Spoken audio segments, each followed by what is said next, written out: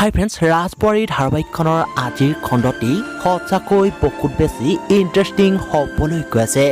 কিয়নো আজিৰ খণ্ডটিত জয়ন্তই ঘৰৰ মানুহবোৰৰ মনত নিজৰ প্ৰতি মৰম দেখুৱাবলৈ আজি মন্দিৰলৈ দুয়ো যাব আৰু নিজৰাই নদীৰ কিনাৰত চাকিটো জ্বলাই উঠোতে পিছলি পৰিব লওঁতেই জয়ন্তই হাতত ধৰি কথমটি ৰখাব। কিন্তু জয়ন্তই এই চান্সতে নিজৰা হাতখন এৰি দিয়াৰ কথা মনলৈ আহিব।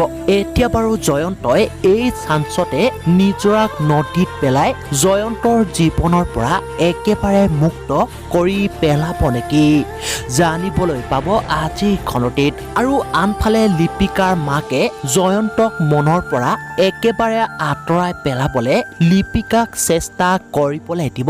কিন্তু লিপিকাই চিৰিয়াছলি ভাল পাই পেলোৱা জয়ন্তক ইমান সহজে পাহৰাটো সম্ভৱপৰ হ'বনে? গতিকে এই সকলোবোৰ জানিবলৈ চাওক ৰাজবোৱাৰী ধাৰাবাহিকখনৰ আজিৰ সম্পূৰ্ণ খণ্ডটি।